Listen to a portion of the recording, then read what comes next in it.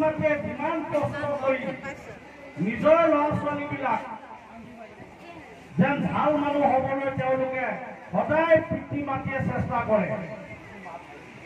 আৰু সেই পিতৃ মাতৃক যদি আমি সন্মান নকৰোঁ মই হাইস্কুল বা উচ্চতৰ মাধ্যমিক পৰীক্ষা উত্তীৰ্ণ হৈ মই পিতৃ মাতৃক যদি মই পাহৰি যাওঁ কিন্তু তেতিয়া মোৰ জীৱনটো পঢ়া কোনো মানে যি কি পঢ়িছিলোঁ মোক কোনো এইটো মানে ফল পোৱা নহ'ব যেতিয়ালৈকে আমি পিতৃ মাতৃক যিখিনি তেওঁলোকে কষ্ট কৰি আমাক আজি এই পৰ্যায়লৈকে আমাক আনিলে আৰু সেই পিতৃ মাতৃক যদি আমি পাহৰি যাওঁ তেনেহ'লে কিন্তু আমাৰ ভৱিষ্যত এটা ভাল ফল আমি দেখাব নোৱাৰিম কাৰণ শিক্ষক শিক্ষয়িত্ৰী আমাৰ গুৰু পিতৃ মাতৃও আমাৰ গুৰু সেয়েহে আমি সদায় এই কথাকেইটা চিন্তা কৰিব লাগিব কাৰণ আমি বহুত দেখিছোঁ শুনিছোঁ কিছুমান ছাত্ৰই যেতিয়া হাইস্কুল শিক্ষান্ত পৰীক্ষা পাছ উত্তীৰ্ণ হৈ তেওঁলোকে প্ৰথম ঘৰৰ পিতৃ মাতৃক আমি চকুৰ আগত দেখা কথাকেইটা আমি ক'ব বিচাৰিছোঁ প্ৰথম বাইক এখন বিচাৰে মোবাইল এটা বিচাৰে তেওঁলোকে ডিভিজন দিয়ে নহয় ফাৰ্ষ্ট হওক ছেকেণ্ড হওক থাৰ্ড হওক প্ৰথম তেওঁলোকৰ মোবাইল আৰু মানে এখন বাইক লাগিব এইবিলাক যদি আমাৰ ছাত্ৰ ছাত্ৰীসকলে পিতৃ মাতৃক যদি এনেকেই যদি তেওঁলোকে বিচাৰি ফুৰে আজি হয় মই যদি মোৰ দেউতা মা যদি কিবা চাকৰি কৰিছে তেতিয়া কিবা এটা বিচাৰিছোঁ বা মানে যদি একেবাৰে আমি দৰিদ্ৰ পৰিয়াল হওঁ তেনেহ'লে আমি দিম ক'ব আৰু সেই ক্ষেত্ৰত তেতিয়া ছাত্ৰসকলে কি কয় যদি দেউতা মাকে ক'ৰবাৰ ধাৰ কৰি যদি আনি দিব নোৱাৰে তেতিয়া তেওঁলোকে পঢ়াৰ ইচ্ছা নকৰে য'ত ত'ত ফুৰিবলৈ গুচি যায় কিন্তু এই স্বভাৱবিলাক আমি এৰিব লাগিব ছাত্ৰসকলে আৰু আমি এটাই কথাই চিন্তা কৰিব লাগিব যে আমি তোমালোকে এটাই চিন্তা কৰা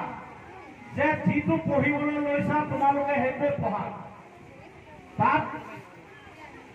আমি পিতৃ মাতৃকো আমি বাধা পিতৃ মাতৃয়েও তেওঁলোকক বাধা দিব নালাগে যিহেতু ছাত্ৰ ছাত্ৰীয়ে যিসকল মানে ইচ্ছা আছে তেওঁলোকে হয়তো আজি পঢ়ি কোনোবা এখন ভাল কলেজত পঢ়িম বুলি ভাবিছে ভাল কোনোবা এটা মানে লাইনত পঢ়িম বুলি ভাবিছে সেইবিলাক পঢ়িবলৈ দিব লাগে তাৰমানে তেওঁলোকৰ শিক্ষাৰ ক্ষেত্ৰত কেতিয়াও আমি বাধা দিব নালাগে যদি বাধা দিয়ে তেওঁলোকৰ মনবিলাক ভাগি যায় আৰু এইটোৱে নহয় যে প্ৰথম স্থান বা দ্বিতীয় স্থান লাভ কৰিলেই যেন ভাল মানুহ হৈ যাব সেইটো কথা নহয় দ্বিতীয় স্থানত লাভ কৰা মানুহো আজি SCS বিষয়া IAS বিষয়া হৈছে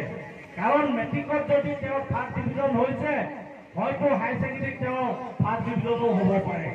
পঢ়াত আৰু খেলাত কোনো মানে সৰু ডাঙৰ কথা নহয় মানে চেষ্টাটোৱে মেইন আৰু আমি এটা কথা চাব লাগিব যে তোমালোকৰ যি আশা যি হ'ম বুলি ভাবিছা তোমালোকে সেইটো আশাতে গুচি যোৱা সেইটো লাইনতে তোমালোকে যোৱা তোমালোকে এনেকুৱা এটা ভাবি ল'বা যে জীৱনত মই কিবা এটা ইঞ্জিনিয়াৰ হ'ম বা এজন ভাল SCS বিষয়া হ'ম বা IAS বিষয়া হ'ম বা আৰু বেলেগ কিবা তোমালোকে হ'ম বুলি যি চিন্তা কৰিছা সেই চিন্তাটো কিন্তু মনত তোমালোকে ধৰি ৰাখিবা যেতিয়ালৈকে তোমালোকে মনত ধৰি ৰাখিবা তেতিয়ালৈকে তোমালোকৰ এটা ভৱিষ্যত তোমালোকে এটা ৰাস্তাত যাব পাৰিবা তোমালোকে যদি তাৰ মাজত যদি বেলেগ এটা ৰাস্তা ল'বলৈ বিচৰা কিন্তু তোমালোকৰ ভৱিষ্যত যিটো চিন্তা পৰিকল্পনা কৰিছা সেইটো কিন্তু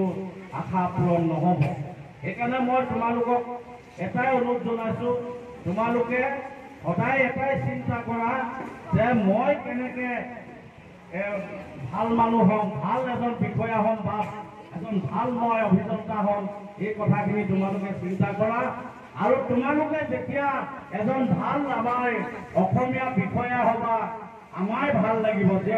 গোলাঘাট জিলাৰ গৌৰৱ হ'ব, অসমৰ গৌৰৱ হ'ব। সেইকাৰণে আমি তোমালোকক এটা আশা ৰাখিছোঁ, ভৱিষ্যত তোমালোকৰ জীৱন উজ্জ্বল হওক। আৰু লগতে তোমালোকে আৰু এটা কথা চিন্তা কৰিব লাগিব, অকল শিক্ষাটো চিন্তা কৰিবই লাগিব, কিবা এটা হওক বুলি চিন্তা কৰিব, লগতে জাতিটোৰ কথাও চিন্তা কৰিব লাগিব। জাতিটোৰ কাৰণে এইটো চিন্তা কৰিব লাগিব, যদি জাতি মাতি ভেটি যদি আমি নাথাকে, আমি ডাঙৰ এজন অফিচাৰ বা বিষয়া হৈও লাভ নাই। সেইকাৰণে আমাৰ নিজৰ জাতিটোৰ কথাও চিন্তা কৰিব লাগিব, সাংস্কৃতিক কথাও চিন্তা কৰিব লাগিব, সকলো কথাই চিন্তা কৰিব লাগিব। উঠি অহা প্ৰজন্মই আমাৰ জাতিটোৰ কথাৰ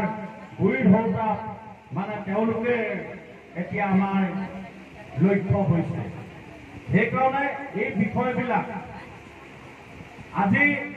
এনেকুৱা এটা কথা আছে, মোৰ ভাইটিয়ে মোক যে পঢ়াইছিলে,